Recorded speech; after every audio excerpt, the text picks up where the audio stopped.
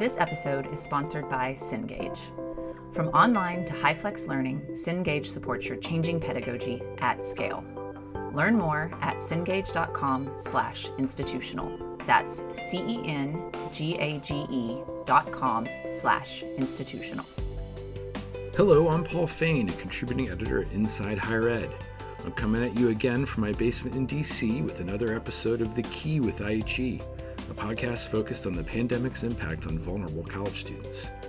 This week, we're looking at the fears of a possible exodus by lower-income students from postsecondary education and what federal lawmakers could do to help. First off, I spoke with Morna Foy, president of the Wisconsin Technical College System. Foy talked about the barriers many students across the system are facing. You know, when students were coming back to us in economic downturn, they were usually continuing to work. And now they may not have that option at all, or they don't have the same option for a flexible and reasonable paying job part-time. She also explained why she and other community college leaders are pushing hard for federal stimulus aid to do more to help part-time students. Also joining me was Lexi Barrett, an associate vice president at Jobs for the Future, who leads the group's state and federal policy efforts. Barrett gave me some national context to the enrollment crunch many community colleges are facing, as well as some practical solutions federal and state policymakers could use to help more students stay on track with their educations. I think the real change that we need is not going to be just driving funding or solutions through one silo, but seeing how we can connect across them to serve these students better. Let's get to the conversation. Hello, I'm speaking with Morna Foy. How are you? I'm very well. Thanks a lot, Paul. So it goes without saying, a challenging time for community colleges or really any institution of higher education right now in terms of serving students whose lives have been disrupted. Can you give a sense of how in this term things are shaping up in terms of enrollment or the barriers that students are facing?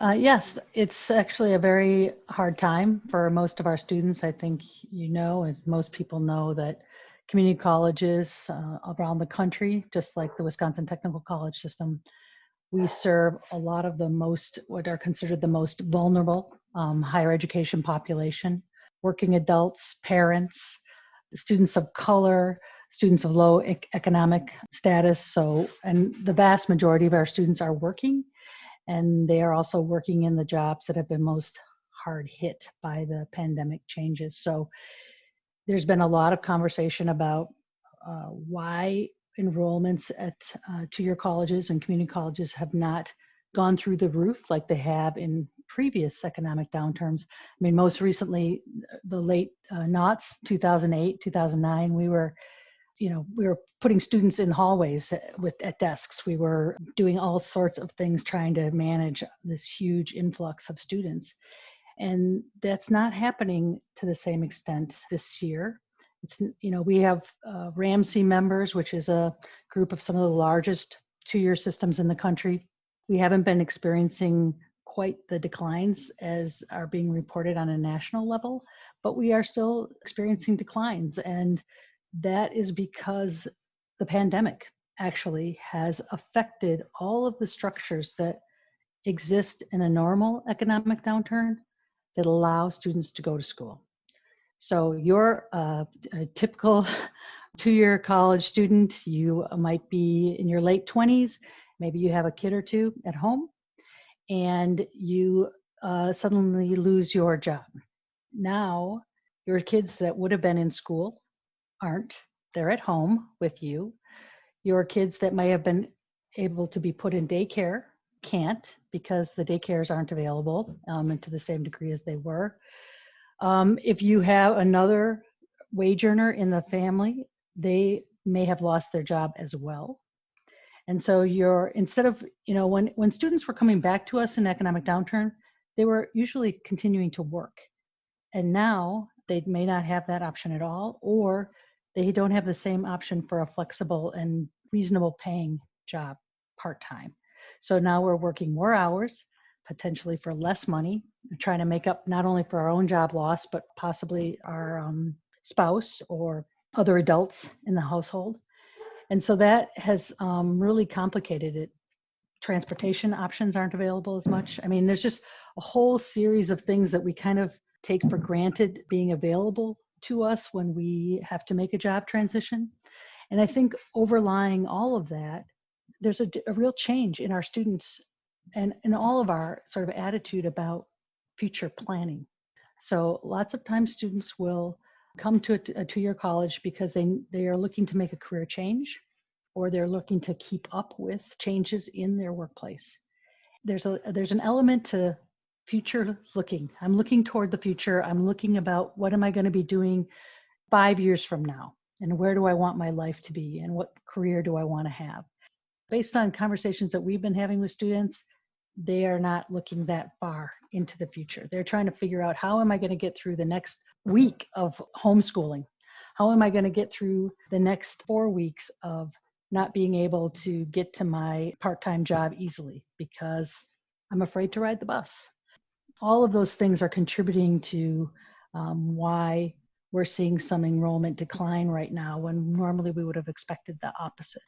I know you can't really underestimate the impact of anxiety and uncertainty and the ability to plan, as you mentioned. I mean, it's hard to look out a week these days, let alone to a career track. So can you talk a little bit? I mean, a technical college system, you've got a lot of programs that require some hands-on training, I know.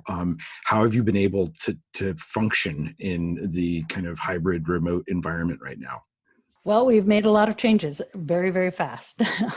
So that has been a big part of that transition process. It started last spring. It's continued into the summer, and we bought a lot of technology. We made a lot of computers and software available to our students. We created a lot of internet access points. So we had to do that by hanging up hotspots, not just outside of our buildings, but we operate, as do a lot of two-year colleges in a lot of rural areas that just don't have good internet service or broadband. So it's been common historically that students would come to our campuses to use the library. They would sit in their parking lots in their cars in the evenings so that they could use the Wi-Fi and do their homework that way. And so we had to expand that out. We've put hotspots now in outside gas stations, so that they have parking available there. We've tried to make it just easier for students who can go to school virtually to do so. But that has taken a lot of work besides just the physical equipment and internet access, because students who want to go to community colleges, they tend to want, I often refer to it as a private school experience for a public school price, which means their instructor knows them by name and they know about them. They can get support services, a tutor, an advisor. They can meet with their classmates in small group settings. So they want that experience, and we have tried very hard to recreate it in a virtual format. But that takes work and practice by our students and also by our faculty and our staff, who are not used to having to interact with students like you and I are interacting right now through a screen.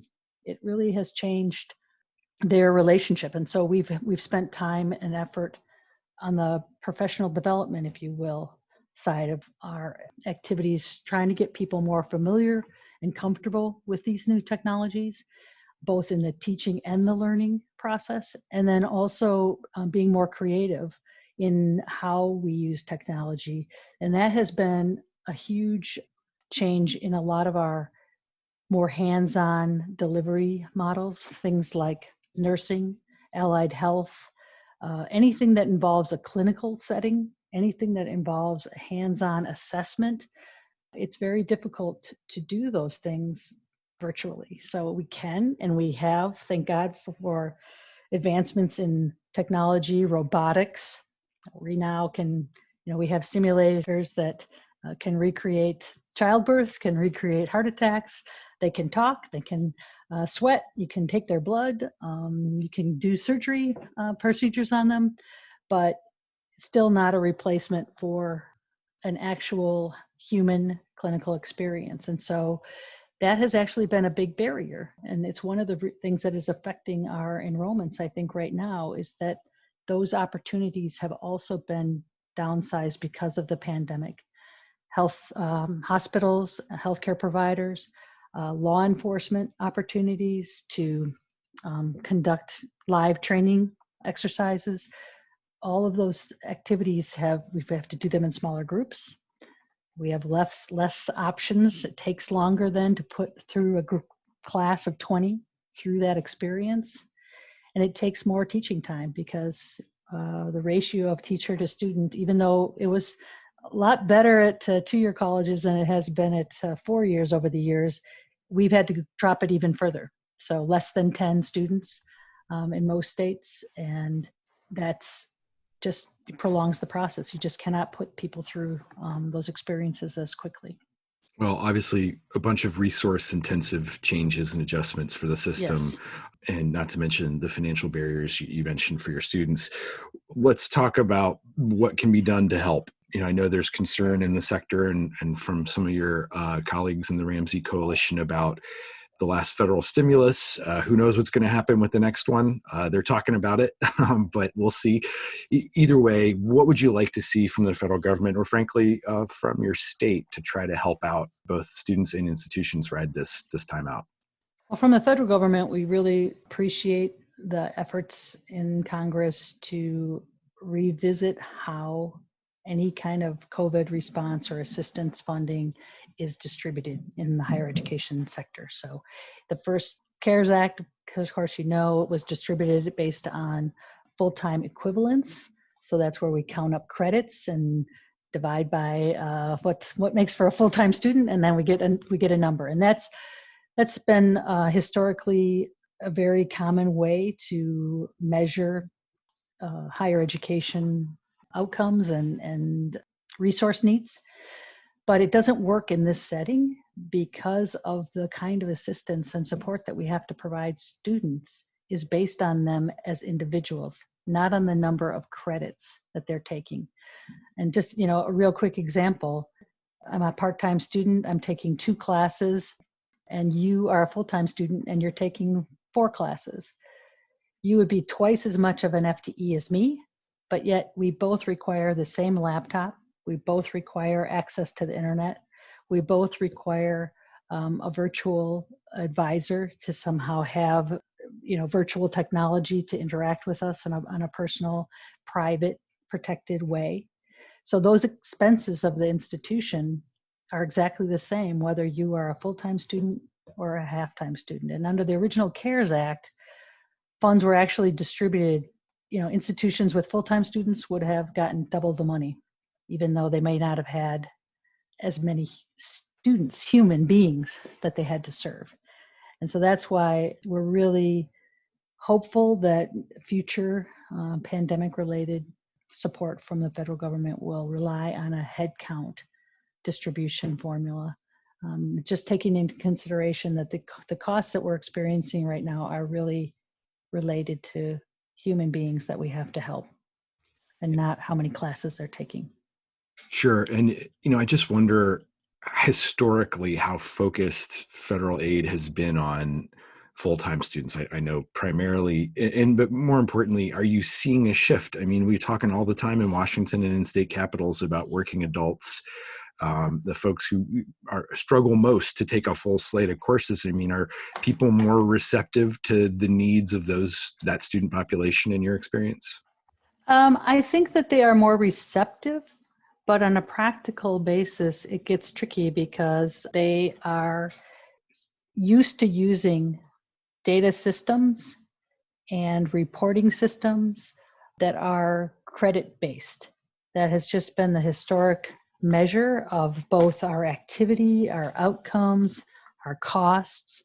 Everything has been based on a credit, and that is, again, historically, that seemed like a fair way to do it because it measured how much time you were spending teaching as a sense, that was the main expense when it came to education, the actual classroom instructor and the time in the classroom.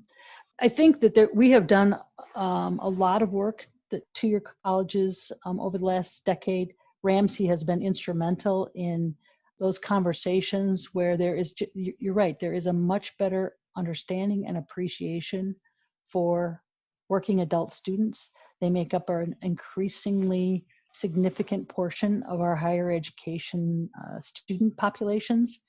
And yet, it is since the systems that we have for monitoring effort and expense and activity in higher ed are based on an old model, they don't necessarily do a good job of documenting that student population for policymakers. And that's tough because they want to use data to make decisions too, and the data doesn't always paint a good picture of community college activity. So while I think there is a growing appreciation for the needs of the majority of higher education students these days, we don't necessarily have the best data out there to get that acknowledgement into policy, like CARES Act funding distributions. Yeah, well, it's not the first time I've heard limitations with federal data causing problems on the ground. I really appreciate you talking this through. I know time is short for you and others, so I'll let you go here, but good luck, and I hope you can keep in touch as this interesting fall takes shape. Thank you very much, Paul. If you're looking to go even more in depth in IHE's news coverage, check out our special reports. These deep dives feature rich data and reporting, as well as thoughtful, substantive analysis you can trust. Visit insidehighered.com/special-reports to view the topics we've covered and to purchase the report that best supports your area of work or study. I'm speaking with Lexi Barrett from Jobs for the Future. How you doing, Lexi? I'm doing all right, Paul. How are you? All right is good enough these days. It's good enough. So among other challenges that we're all watching closely is the question of potentially large numbers of vulnerable students leaving the post-secondary education and training pipeline. Community college enrollments are down. What are you worried about? What are some of the concerns that you see as most pressing in addressing that question? Yeah, I'm really worried when we look at the economic trend lines happening right now, where you're seeing the real disparate impact between, that's really a class divide, right? That middle income, higher income folks are doing okay through the pandemic economically, and lower income individuals are really just bottoming out in terms of their economic sustainability, in terms of their wages, in terms of their job loss. And we know that community colleges and technical colleges have historically served a really important role in communities in serving those individuals, right? Community college students are not typically students right out of college. They tend to be older. They tend to be individuals looking to come back and make a career shift or make a career move.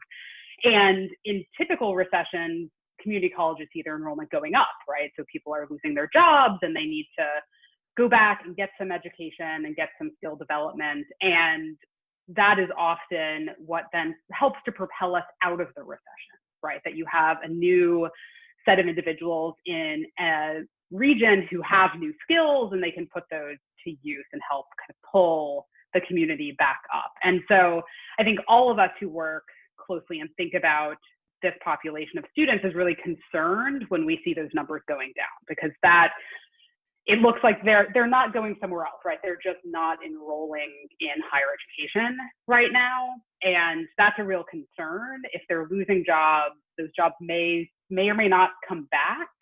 And it makes getting more education, getting more skill development all the more critical for their future. So seeing those numbers go down is really concerning. On the question of whether this recession crisis will defy previous precedent, it just seems like there are different barriers right now. I mean, you and I were just talking about the K-12 barrier, that it's one thing for us, but a lot harder for a lot of the folks that community colleges serve.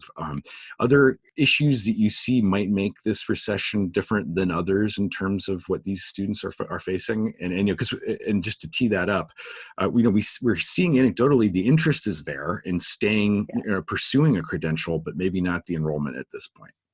Yeah, absolutely. I mean, I think you take a lot of the constraints that adult students were often facing in a community college context, where many of them are parents, right? Many of them are working, and some of them are still working now. And yes, Paul, you and I both have kids and are working parents with children who are not in full-time school anymore.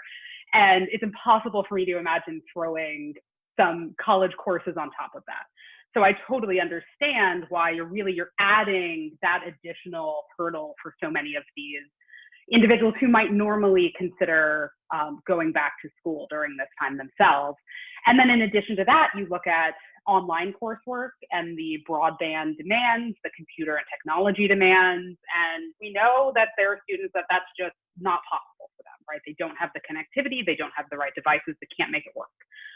And then I think on top of that too, you also put in the uncertainty factor.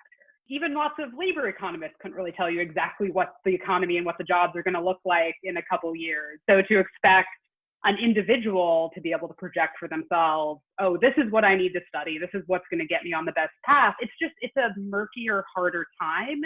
And I think all of those barriers and all of that uncertainty is what's driving a lot of that hesitation. Of course, on top of all of that, the very real financial challenges of actually affording to go back to school. Yeah, obviously we've seen data, I know Strata's polling data, that how important anxiety and uncertainty is as a barrier right now. And speaking of uncertainty, folks are still watching to see what might happen in the city that we live in, Washington, in terms of stimulus. What are you watching? What do you hope for? How could the federal government in a relatively quick timeline make a difference to help this population? Well, there's a lot that they could be doing, and there's very little that they are. I think when we look, and I take out my Washington, D.C. crystal ball, which has not been functioning very well recently, there's still the potential, right? Negotiations are ongoing. I think we've heard some nuggets that Speaker Pelosi and the administration are trying to work out a deal, but it really is terrible that it has gone on this long, right? The last major bill was passed back in the spring. So we've gone the whole summer, which was really key timing for colleges and for individual students and prospective students to make these choices and get ready. So it was a real missed opportunity for Congress to not act earlier. I think there's still a chance they would do something now. It sounds like they're mostly arguing over what the top number is. But then you also have to consider that that's going to be a bill that includes everything, right? We have a backlog now of issues, of which higher education is just one of many, that lots of different folks are looking to be addressed. So you would need to think about what of that could actually fall to helping this population versus lots of other very real needs, the K-12 schools, state and local governments. There's a lot that is kind of out there and in the mix. So I think there's a chance something could still get done pre-election, but I think what most people are looking towards at this point is the potential for there to be a shakeup in terms of the administration, a shakeup in terms of Congress that could present some new opportunities come January for something bigger and something more sustained. As higher education's and its proxies push for assistance for their students and their institutions, the numbers that they're putting out are pretty big. It sounds like the need is pretty severe. One of the issues we've been tracking is the tier sector saying we need more help for our part-time students. The argument that Mona Foy made in my previous interview for this episode that part-time students can't be left out of the formulas or should get more aid.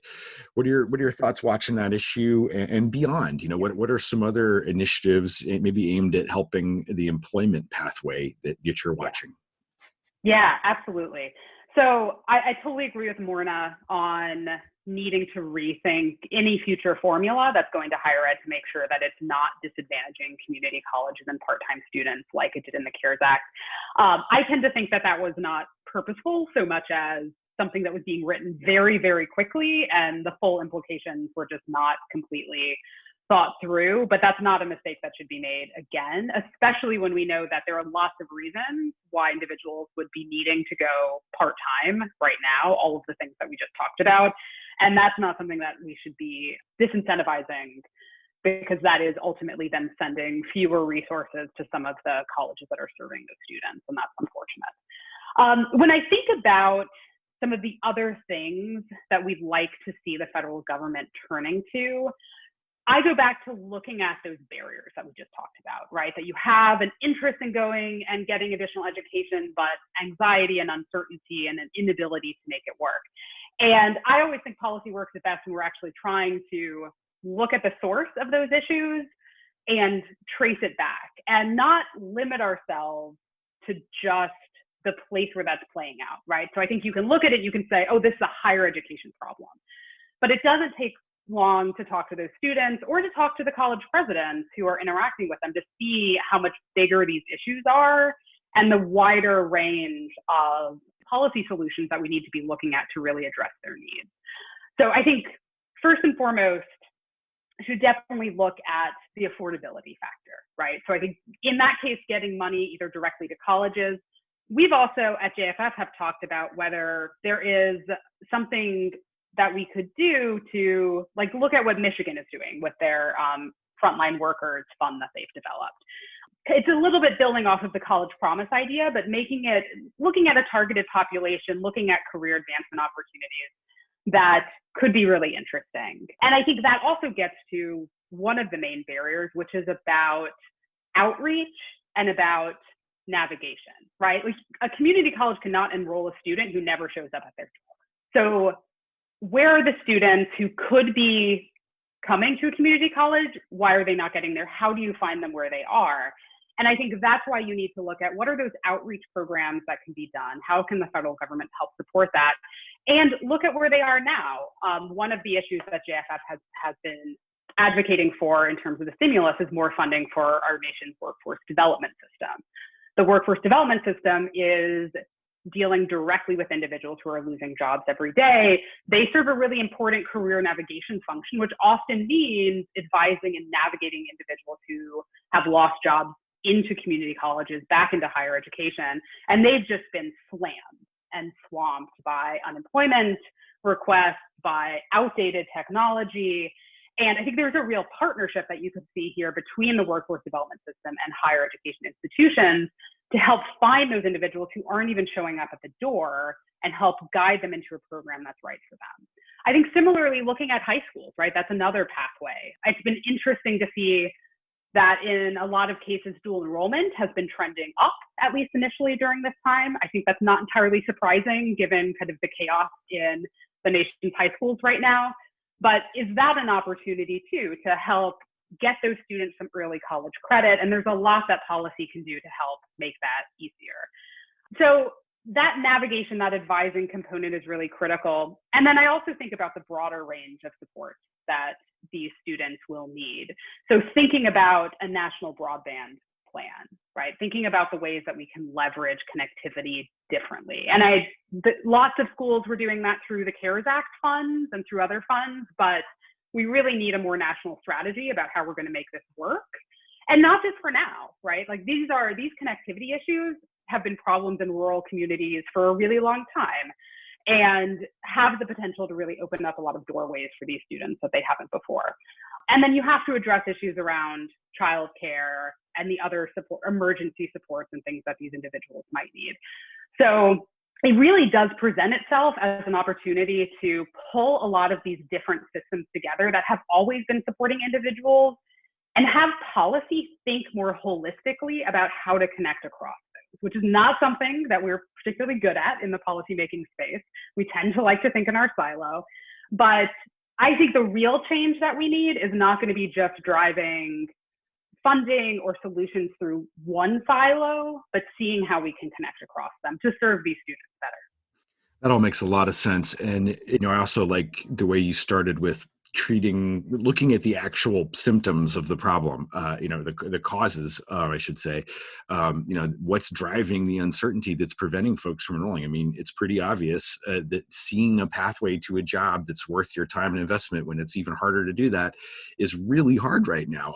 I just very briefly wanted to return to the Frontline Workers Fund in Michigan. I mean, something like that on a national level possible or something like that would help folks see that pathway more easily. Yeah, and the data that we've seen out of Michigan looks like they have had more enrollments than they expected from that program. So there's something about it that's working.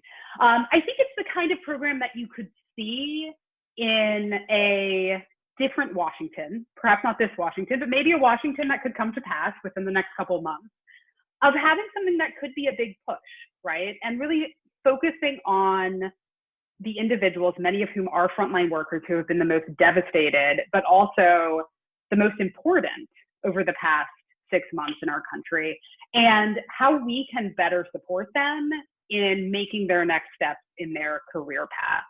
And I do think the point that you raised about the connectivity to careers is so essential and important, because I think that is a little bit of what is driving some of the challenges right now too, is that individuals, they need that immediate connection. They need to be able to see that finish line before they're going to commit in this time of uncertainty. And we at JFF, we run a group called the Policy Leadership Trust with a group of community college leaders, and Marcia Ballinger out of Lorain Community College in Ohio is one of the leaders in that group. And Lorain is doing a program right now where they have put in place more shorter term certificates and credentials that are aligned with some more immediate openings and opportunities in their community. And they've seen a lot of success from that. So looking at those very work-focused, shorter-term programs, now you have to answer the longer-term questions too about how are you stacking these along a career trajectory, so you're not just solving someone's immediate problem, but you're really setting them up for long-term career success and growth and economic sustainability.